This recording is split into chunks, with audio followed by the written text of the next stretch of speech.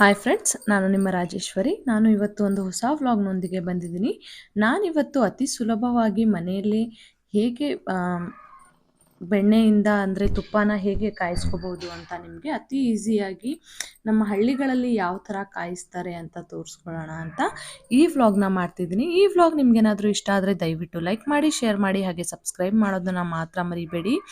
ನೋಡ್ಬೋದು ನಾನು ಇವಾಗ 1 kg ಬೆಣ್ಣೆ ಇದೆ. ಇದು 1 kg ಬೆಣ್ಣೆಯಲ್ಲಿ ನಾವು ತರಬೇಕಿದ್ರೆ ನಾವು ಅಂದರೆ ಇದು ಎಮ್ಮೆ ಬೆಣ್ಣೆ ತರಬೇಕಿದ್ರೆ ಒಂದು ಬಾಕ್ಸಲ್ಲಿ ಅವರು ಮಜ್ಜಿಗೆ ಜೊತೆಗೆ ಹಾಕಿ ಕೊಟ್ಟು ಕಳಿಸ್ತಾರೆ ಯಾವಾಗಲೂ ಅಷ್ಟೇ. ನೋಡ್ಬೋದು ನಾನು ಅದನ್ನು ಆ ಬಾಕ್ಸಿಂದ ಒಂದು ದೊಡ್ಡ ತಟ್ಟೆಗೆ ಈ ಥರ ಟ್ರಾನ್ಸ್ಫರ್ ಮಾಡ್ಕೋತಿದ್ದೀನಿ.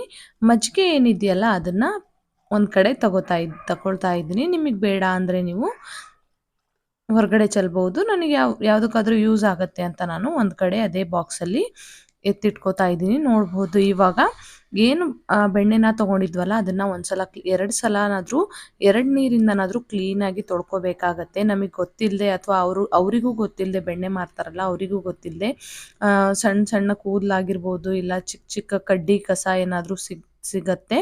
ಹಾಗೆ ಡೈರೆಕ್ಟಾಗಿ ಕಾಯಿಸೋದ್ರಿಂದ ನಮಗೂ ಒಂದು ಸ್ವಲ್ಪ ಕಲ್ಗಿಲ್ಲೇನಾದರೂ ಇತ್ತು ಅಂದರೆ, ಕಪ್ಪು ಕಲ್ಲೇನಾದರೂ ಇತ್ತು ಅಂದರೆ ತುಪ್ಪ ಅಷ್ಟು ಚೆನ್ನಾಗಾಗಲ್ಲ. ಹಾಗಾಗಿ ನೋಡಿ ಈ ಥರ ಆದಷ್ಟು 2 ನೀರಿಂದ ನೀವು, ಒಂದು ನಾರ್ಮಲ್ ನೀರಿಂದ, ಇನ್ನೊಂದು ನಾವು ಏನು ಕುಡಿಯೋಕ್ಕೆ ಬಳಸ್ತೀವಲ್ಲ ಆ ನೀರಿಂದ ಕ್ಲೀನಾಗಿ ಈ ಥರ ನೋಡಿಕೊಂಡು ಕೈ ಆಡಿಸ್ಕೊಂಡು ನೋಡಿ ಎಲ್ಲಾದರೂ ಕಸ ಕಡ್ಡಿ ಅಥವಾ ಕಪ್ಪು ಕಲ್ಲು ಅಥವಾ ಕೂದಲೇನಾದರೂ ಚಿಕ್ಕ ಚಿಕ್ಕ ಕೂದಲೇನಾದರೂ ಇದೆಯಾ ಅಂತ ಕ್ಲೀನಾಗಿ ನೋಡಿಕೊಂಡು ಈ ಥರ ತೊಳ್ಕೊಬೇಕಾಗತ್ತೆ. ಇದಂತೂ ತುಂಬ ಇಂಪಾರ್ಟೆಂಟ್ ಪ್ರೊಸೀಜರ್ ಆಗುತ್ತೆ.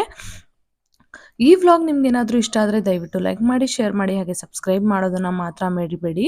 ನೋಡಿ ಇವಾಗ ನಾನು ಕ್ಲೀನಾಗಿ ತೊಳ್ಕೊಂಡಿದ್ದ ತಕ್ಷಣ ಒಂದು ಪಾತ್ರೆನ ನಾನು ಇಟ್ಕೊಂಡಿದ್ದೀನಿ. ಒಲೆ ಮೇಲೆ ಗ್ಯಾಸ್ ಸ್ಟವ್ ಆನ್ ಮಾಡಿ ಪಾತ್ರೆನ ಇಟ್ಕೊಂಡಿದ್ದೀನಿ. ಅದಕ್ಕೆ ನಾವು ಏನು ತೊಳೆದಿಟ್ಕೊಂಡಿದ್ವಲ್ಲ ಬೆಣ್ಣೆನ ಅದನ್ನು ಕ್ಲೀನಾಗಿ ಉಂಡೆ ಥರ ಮಾಡಿಬಿಟ್ಟು ನಾನು ಆ ಪಾತ್ರೆ ಕಾದ ತಕ್ಷಣ ಸೇರಿಸ್ಕೊತಾ ಇದ್ದೀನಿ. ಆದಷ್ಟು ಎಷ್ಟಾಗುತ್ತೋ ಅಷ್ಟು ಕಡಿಮೆ ಫ್ಲೇಮಲ್ಲೇ ನಾವು ತುಪ್ಪನ ಅಂದರೆ ಬೆಣ್ಣೆನ ಕಾಯಿಸ್ಕೋಬೇಕಾಗತ್ತೆ. ಇಲ್ಲ ಅಂದರೆ ಸೀದ್ ಹೋಗೋ ಚಾನ್ಸಸ್ ಇರುತ್ತೆ. ಹಾಗೆ ತುಪ್ಪ ಕೂಡ ಅಷ್ಟು ರುಚಿಯಾಗಿ ಬರಲ್ಲ ನಮಗೆ. ಘಮಘಮವಾಗಿ ಅಥವಾ ತುಂಬ ಟೇಸ್ಟಿಯಾಗಿ ಬರಬೇಕು ಅಂದರೆ ಇದು ಒಂದು ಇಂಪಾರ್ಟೆಂಟ್ ಪ್ರೊಸೀಜರ್ ಆಗಿರುತ್ತೆ. ಆದಷ್ಟು ಕಡಿಮೆ ಫ್ಲೇಮಲ್ಲಿ ನೀವು ಇದನ್ನು ತುಪ್ಪನ ರೆಡಿ ಮಾಡ್ಕೋಬೇಕಾಗತ್ತೆ. ನೋಡ್ಬೋದು ಈ ಥರ ನಾವು ಏನು ತೊಳೆದಿಟ್ಕೊಂಡಿದ್ವಲ್ಲ ಅದನ್ನು ಕ್ಲೀನಾಗಿ ಈ ಥರ ಉಂಡೆ ಮಾಡಿ ನಾನು ಸೇರಿಸ್ಕೊತಾ ಇದ್ದೀನಿ. ನೀರೆಲ್ಲ ಈ ಥರ ಉಂಡೆ ಮಾಡಿ ಈ ಥರ ಮಾಡಿದ್ರೆ ನೀರು ನಾವು ತೊಳ್ಕೊಂಡಿರ್ತೀವಲ್ಲ ನೀರು ಕೂಡ ಹೋಗುತ್ತೆ. ಹಾಗೆ ಬೆಣ್ಣೆ ಜೊತೆಗೆ ಸೇರ್ಕೊಳ್ಳಲ್ಲ. ನಾವು ತೊಳೆಯೋದ್ರಿಂದ ಬೆಣ್ಣೆ ಹಾಳಾಗತ್ತೆ ಅಂತ ಏನು ಅಂದ್ಕೋಬೇಡಿ. ಅದಕ್ಕೂ ಸಂಬಂಧ ಇರಲ್ಲ. ನಾವು ಏನು ಕಸ ಕಡ್ಡಿ ಅಥವಾ ಸಣ್ಣ ಸಣ್ಣ ಕೂದಲು ಇರೋ ಚಾನ್ಸಸ್ ಇರುತ್ತಲ್ಲ, ಹಾಗಾಗಿ ನಾವು ತೊಳ್ಕೊಳ್ಳೋದಷ್ಟೇ.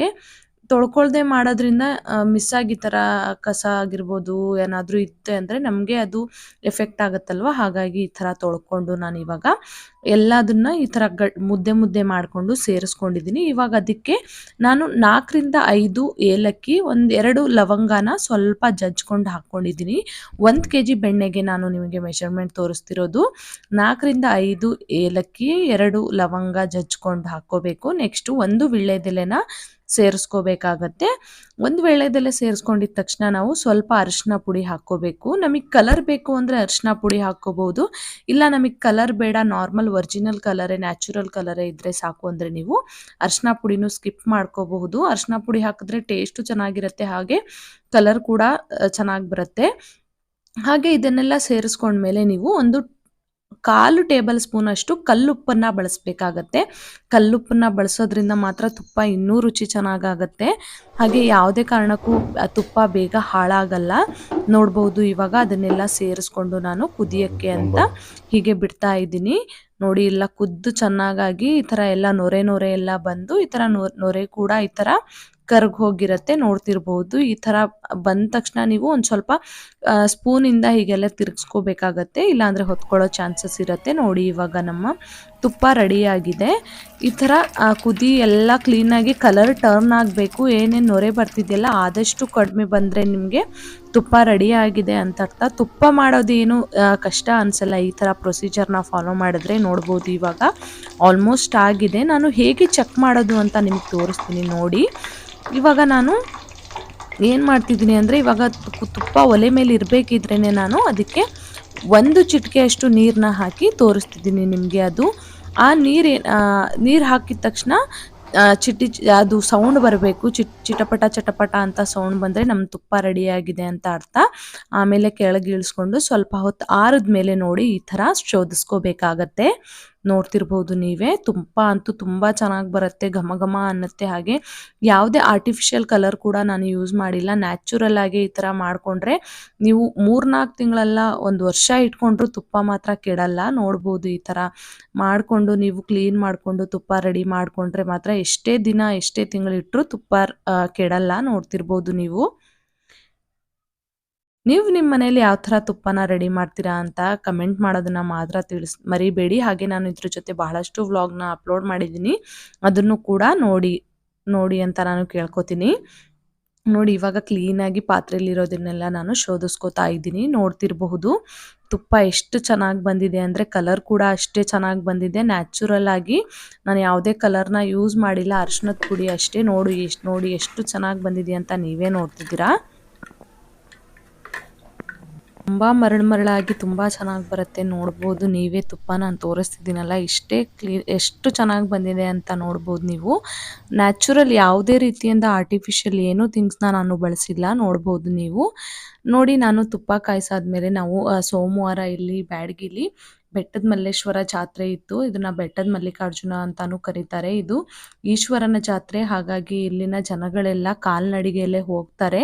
ಕಾಲ್ನಡಿಗೆಯಲ್ಲಿ ಹೋಗೋದ್ರಿಂದ ನಾವು ಏನು ಬೇಡ್ಕೊಂಡಿರ್ತೀವಲ್ಲ ಅದು ಆಗುತ್ತೆ ಅನ್ನೋ ಪ್ರತೀತಿ ಇದೆ. ಹಾಗಾಗಿ ಇದು ಬೆಟ್ಟದ ಮೇಲಿರೋದ್ರಿಂದ ನಮಗೂ ನಿಯರ್ ಆಗುತ್ತೆ. ನಾನು 2.5 ವರ್ಷ ಆಯಿತು ಮದುವೆಯಾಗಿ. ಇದು ಫಸ್ಟ್ ಟೈಮ್ ನಾನು ಹೋಗ್ತಿರೋದು. ಹಾಗಾಗಿ ನಾವು ಅಕ್ಕಪಕ್ಕದ ಮನೆಯವರೆಲ್ಲ ಸೇರಿಕೊಂಡು ಹೋಗ್ತಾ ಇದ್ವಿ. ಆದಷ್ಟು ನಾವು ಬರೀ ಕಾಲಲ್ಲಿ ನಡೆಯೋದ್ರಿಂದ ನಮಗೆ ಹೆಲ್ತಿಗೂ ತುಂಬ ಬೆನಿಫಿಟ್ ಇದೆ. ಹಾಗಾಗಿ ಅದಕ್ಕೆ ಅಂತ ಅಲ್ಲ, ನಾವು ಇವಾಗ ಶ್ರಾವಣ ಮಾಸ ಇರೋದ್ರಿಂದ ಆಲ್ಮೋಸ್ಟ್ ಈ ತಿಂಗಳಲ್ಲಂತೂ ತುಂಬ ದೇವಸ್ಥಾನಗಳಲ್ಲಿ ಪೂಜೆ ಆಗಿರಬಹುದು, ಜಾತ್ರೆಗಳು ನಡೆಯುತ್ತೆ. ಹಾಗಾಗಿ ನಮಗೂ ಒಂದು ಸ್ವಲ್ಪ ಬೇರೆ ಕಡೆ ಹೋದಂಗೆ ಅಲ್ಲೇ ಅಕ್ಕಪಕ್ಕದವರೆಲ್ಲ ಸೇರಿ ಹೋದರೆ ಅದೊಂದು ಸ್ವಲ್ಪ ಖುಷಿ ಆಗುತ್ತೆ, ಮನಸ್ಸಿಗೆ ನೆಮ್ಮದಿನೂ ಸಿಗುತ್ತೆ ಅಂದ್ಕೊಂಡು ನಾವೆಲ್ಲ ಸೇರಿಕೊಂಡು ಇವಾಗ ದೇವಸ್ಥಾನದ ಕಡೆಗೆ ಹೊರಟಿದ್ವಿ. ನೋಡ್ಬೋದು ನೀವು. ಈ ವ್ಲಾಗ್ ನಿಮ್ಗೇನಾದರೂ ಇಷ್ಟ ಆದರೆ ದಯವಿಟ್ಟು ಲೈಕ್ ಮಾಡಿ, ಶೇರ್ ಮಾಡಿ, ಹಾಗೆ ಸಬ್ಸ್ಕ್ರೈಬ್ ಮಾಡೋದನ್ನು ಮಾತ್ರ ಮರಿಬೇಡಿ. ನೋಡಿ ಇವಾಗ ನಮ್ಮ ಬ್ಯಾಡಗಿನೂ ಕೂಡ ಇಲ್ಲಿ ನಾನು ತೋರಿಸಿದ್ನಲ್ಲ ಬೆಟ್ಟದ ಮೇಲಿಂದ ನಿಂತ್ಕೊಂಡ್ರೆ ಆ ಥರ ಕಾಣಿಸುತ್ತೆ. ಹಾಗೆ ಹೋಗ್ತಾ ನಮ್ಮ ದೇವಸ್ಥಾನದ ಕಡೆನೂ ನಾವು ಹೋಗ್ತಾ ಇದ್ವಿ. ನೋಡ್ಬೋದು ಇವಾಗ ಎಲ್ಲರೂ ಅಷ್ಟೇ, ತುಂಬ ಆಲ್ಮೋಸ್ಟ್ ಎಲ್ಲ ಜನನೂ ಕಾಲ್ನಡಿಗೆಯಲ್ಲೇ ಬರ್ತಿದ್ರು.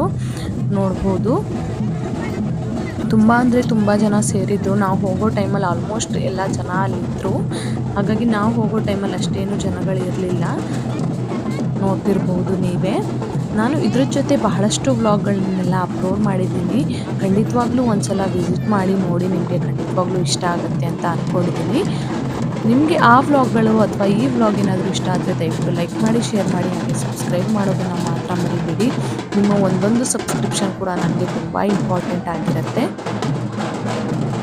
ಹಾಗೆ ಅಲ್ಲಿ ಡೊಳ್ಳೆಲ್ಲ ಬಾರಿಸ್ತಿದ್ರು. ಆ್ಯಕ್ಚುಲಿ ಅವರೆಲ್ಲ ಬಂದು ಅದು ಒಂದು ಸೇವೆ ಸಲ್ಲಿಸ್ತಾರಂತೆ. ಇಲ್ಲೆಲ್ಲ ಬಂದು ಅವರು ಬೇಡ್ಕೊಂಡಿರ್ತಾರಂತೆ. ವರ್ಷವೂ ಈ ದೇವಸ್ಥಾನದಲ್ಲಿ ಪೂಜೆ ನಡೆಯೋದ್ರಿಂದ ಅವರಾಗಿ ಸ್ವಂತವಾಗಿ ಬಂದು ಈ ಥರ ಎಲ್ಲ ನಡೆಸ್ಕೊಂಡು ಹೋಗ್ತಾರೆ. ನೋಡಿ ಹಾಗೆ ನಾವು ದೇವಸ್ಥಾನದ ಒಳಗಡೆ ಹೋಗ್ತಾ ಇದ್ವಿ. ಹಾಗೆ ನಾವು ಕೂಡ ನಾನು ನಮ್ಮ ಆಜು ಬಾಜು ಮನೆಯವರೆಲ್ಲ ಸೇರಿಕೊಂಡು ಒಳಗಡೆ ದೇವಸ್ಥಾನಕ್ಕೆ ಪೂಜೆ ಎಲ್ಲ ದೇವ್ರ ದರ್ಶನ ಮಾಡ್ಕೊಂಡು ಬರೋಣ ಅಂತ ಹೋಗ್ತಾ ಇದ್ವಿ. ದೇವಸ್ಥಾನ ಏನು ತುಂಬ ದೊಡ್ಡದಿಲ್ಲ, ಆದರೆ ಇಲ್ಲಿ ಬೇಡ್ಕೊಂಡವರಿಗೆ ಖಂಡಿತವಾಗ್ಲೂ ಅವರ ಏನೇನು ಬೇಡ್ಕೊಂಡಿರ್ತಾರಲ್ಲ ಅದನ್ನೆಲ್ಲ ಈಡೇರಿಸ್ತಾನೆ ದೇವರು ಅನ್ನೋದು ಯಾವಾಗಲೂ ಪ್ರತೀತಿ ಇದೆ. ಹಾಗಾಗಿ ನಾವು ಕೂಡ ಅಲ್ಲಿ ಒಂದು ಸ್ವಲ್ಪ ನಮಗೂ ನೋಡ್ದಂಗೆ ಆಗುತ್ತೆ. ನಾನು ಯಾವಾಗಲೂ ನೋಡಿರ್ಲಿಲ್ವಲ್ಲ, ಹಾಗಾಗಿ ಚೇಂಜಸ್ ಕೂಡ ಇರುತ್ತೆ ಅಂತ ಹೋಗಿ ಬಂದ್ವಿ. ನಾವು ಕೂಡ ನೋಡ್ಬೋದು ಇವಾಗ ದೇವರ ದರ್ಶನ ಕೂಡ ಆಗುತ್ತೆ. ನಾವು ದೇವ್ರ ದರ್ಶನ ಎಲ್ಲ ಮಾಡಿಕೊಂಡು ಬಂದ್ವಿ. ನೀವು ನೋಡ್ಬೋದು ಇಲ್ಲಿ ಈಶ್ವರನ ಪೂಜೆ ಮಾಡೋದ್ರಿಂದ ಇಲ್ಲಿ ಬೆಟ್ಟದ ಮಲ್ಲೇಶ್ವರ ಅಂತಾನೆ ಈ ದೇವರು ಹೆಸರುವಾಸಿಯಾಗಿದ್ದಾರೆ. ಹಾಗೆ ಈ ಕಡೆ ಹೊರಗಡೆ ಇದನ್ನ ಕಳಶ ಎಲ್ಲ ಸ್ಥಾಪನೆ ಮಾಡಿದ್ರು. ಬಿಲ್ವ ಪತ್ರೆಯನ್ನೆಲ್ಲ ಹಾಕಿ ಪೂಜೆ, ದಾಸವಾಳದ ಹೂಗಳನ್ನೆಲ್ಲ ಹಾಕಿ ಏರಿಸಿ ಎಲ್ಲ ಪೂಜೆ ಮಾಡಿದ್ರು. ಹಾಗೆ ನಾವು ಕೂಡ ಮನಸ್ಸಿಂದ ಬೇಡ್ಕೊಂಡು ಎಲ್ಲ ಒಳ್ಳೇದು ಮಾಡಪ್ಪ ಅಂತ ಬೇಡ್ಕೊಂಡು ಹೊರಗಡೆ ಬಂದ್ವಿ. ನೋಡ್ಬೋದು ನೀವು ಡೊಳ್ಳೆಲ್ಲ ಹೆಂಗೆ ಬಾರಿಸ್ತಿದ್ದಾರೆ ಅಂತ. ಜನ ತುಂಬ ಅಂದರೆ ತುಂಬ ಇದ್ದರು. ನಾವು ಹೋದ್ಮೇಲೆ ಇನ್ನೂ ಜಾಸ್ತಿ ಆಗ್ತಿದ್ರು. ಮತ್ತು ಬರೋರು ಸಂಜೆ 4 ಗಂಟೆ ತನಕನೂ ಬರೋರು ಇದ್ರಂತೆ. ನಾವು ಅಷ್ಟೊತ್ತಿಗೆಲ್ಲ ಮನೆಗೆ ಹೊರಟು ಬಂದಿದ್ವಿ. ನೋಡ್ಬೋದು ನೀವು ಎಷ್ಟು ಜನ ಸೇರಿದ್ದಾರೆ ಅಂತ. ಹಾಗೆ ನಾವೆಲ್ಲ ಪೂಜೆ ಮಾಡಿಕೊಂಡು ಪ್ರಸಾದ ಕುಂಕುಮ ಎಲ್ಲ ತೊಗೊಂಡು ಬಂದ್ವಿ ಹೊರಗಡೆ. ನೋಡ್ತಿರ್ಬೋದು ಪ್ರಸಾದ ಎಲ್ಲ ತೊಗೊಂಡು ಬಂದ್ವಿ. ಹಾಗೆ ನಾವು ಪ್ರಸಾದ ಎಲ್ಲ ತೊಗೊಂಡು ಬಂದು ಎಲ್ಲ ದೇವಸ್ಥಾನದೆಲ್ಲ ದರ್ಶನ ಆದಮೇಲೆ ನಾವು ಊಟಕ್ಕೆ ಅಂತ ಅಲ್ಲಿ ಪ್ರಸಾದದ ವ್ಯವಸ್ಥೆ, ಮಧ್ಯಾಹ್ನದ ಪ್ರಸಾದ ವ್ಯವಸ್ಥೆ ಕೂಡ ಇತ್ತು. ಹಾಗಾಗಿ ನಾವು ದೇವಸ್ಥಾನಕ್ಕೆ ಹೋಗಿದ್ದೀವಿ ಅಂದರೆ ಪ್ರಸಾದ ಎಲ್ಲರಿಗೂ ಸಿಗಲ್ಲ. ಅದು ಕೆಲವರಿಗೆ ಅದೃಷ್ಟ ಅದು ಸಿಗಬೇಕಂದ್ರೆ. ನಾವು ಒಂದೇ ದಿನದಲ್ಲಿ ಅದೇ ದಿನ ಹೋಗ್ತೀವಿ ಅಂದರೆ ಕೆಲವ್ರಿಗೆ ಪ್ರಸಾದನೂ ಸಿಗೋದು ಅಷ್ಟು ಚಾನ್ಸಸ್ ಎಲ್ಲ ಮಿಸ್ ಆಗ್ತಾ ಇರುತ್ತೆ. ಹಾಗಾಗಿ ನಾವು ಹೋಗಿದ್ವಲ್ಲ, ಹಾಗಾಗಿ ಪ್ರಸಾದನ ಮಿಸ್ ಮಾಡ್ಕೊಳ್ಳೋದು ಬೇಡ ಅಂತ ನಾವು ಕೂಡ ಹೋಗಿ ಕ್ಯೂವಲ್ಲಿ ನಿಂತ್ಕೊಂಡ್ವಿ. ತುಂಬ ಜನ ಇರೋದ್ರಿಂದ ತುಂಬ ಕ್ಯೂ ಇತ್ತು. ಅದರಲ್ಲೂ ಅವತ್ತು ಸದ್ಯಕ್ಕೆ ಮಳೆ ಇರಲಿಲ್ಲ, ಬಿಸಿಲು ಕೂಡ ಇತ್ತು. ಹಾಗಾಗಿ ನೋಡ್ಬೋದು ಕ್ಯೂನಲ್ಲೇ ನಿಂತ್ಕೊಂಡು ನಾವು ಪ್ರಸಾದಕ್ಕೆ ಅಂತ ಕಾಯ್ತಾ ಇದ್ವಿ. ನೋಡಿ ಪ್ರಸಾದಕ್ಕೆ ಅಂತ ನಮಗೆ ಉಪ್ಪಿಟ್ಟು, ಹಾಗೆ ಚಟ್ನಿ, ಬದನೆಕಾಯಿ ಪಲ್ಯ, ಆಮೇಲೆ ಪಾಯಸ, ಪುಳಿಯೋಗರೆ ಎಲ್ಲ ಮಾಡಿದ್ರು. ಏನೇ ಆದರೂ ಇಷ್ಟೇ ಒಂದು ಬರೀ ಅನ್ನ ಸಾಂಬಾರು ಅಥವಾ ಮೊಸರನ್ನ ಆದರೂ ಅದು ಪ್ರಸಾದನೇ. ಅದ್ರ ರುಚಿನೇ ಬೇರೆ ಥರ. ನಾವು ಏನೇ ಮನೆಯಲ್ಲಿ ಎಷ್ಟೇ ಟೇಸ್ಟಿಯಾಗಿ ಮಾಡ್ತೀವಿ ಅಂದರೂ ಅದ್ರ ರುಚಿನ ನಾವು ಬೀಟ್ ಮಾಡೋಕ್ಕೆ ಆಗಲ್ಲ. ಅಷ್ಟು ಚೆನ್ನಾಗಾಗಿರುತ್ತೆ ಪ್ರಸಾದ ಅಂತೂ. ಹಾಗೆ ನಾವು ಪ್ರಸಾದನೆಲ್ಲ ತಗೊಂಡು ಒಂದು ಕಡೆ ಕುತ್ಕೊಳ್ಳೋಣ ಅಂತ ಹಾಗೆ ಕುತ್ಕೊಂಡು ಊಟ ಮಾಡ್ತಿದ್ವಿ ಎಲ್ಲರೂ ಸೇರಿಕೊಂಡು. ನೋಡ್ತಿರ್ಬೋದು ನೀವು. ಹಾಗೆ ಈ ವ್ಲಾಗ್ ನಿಮಗೇನಾದರೂ ಇಷ್ಟ ಆದರೆ ದಯವಿಟ್ಟು ಲೈಕ್ ಮಾಡಿ, ಶೇರ್ ಮಾಡಿ, ಹಾಗೆ ಸಬ್ಸ್ಕ್ರೈಬ್ ಮಾಡೋದನ್ನು ಮಾತ್ರ ಮರಿಬೇಡಿ. ನಿಮ್ಮ ಒಂದೊಂದು ಸಬ್ಸ್ಕ್ರಿಪ್ಷನ್ ಕೂಡ ನಮಗೆ ತುಂಬ ಇಂಪಾರ್ಟೆಂಟ್ ಆಗಿರುತ್ತೆ. ನೋಡಿ ಎಷ್ಟೊಂದು ಜನ ಇದ್ದರು. ಹಾಗೆ ಇಲ್ಲೊಬ್ರು ಅಜ್ಜ ಮಾತ್ರ ತಟ್ಟೆ ತೊಳೆದು ಅಲ್ಲೇ ಇಡಬೇಕು ಅಂತ ಸಣ್ಣ ಹುಡುಗರಿಗೆಲ್ಲ ಇದು ಮಾಡ್ತಿದ್ರು. ಅದೊಂದು ಸ್ವಲ್ಪ ನೋಡೋಕೆ ಚೆನ್ನಾಗಿತ್ತು.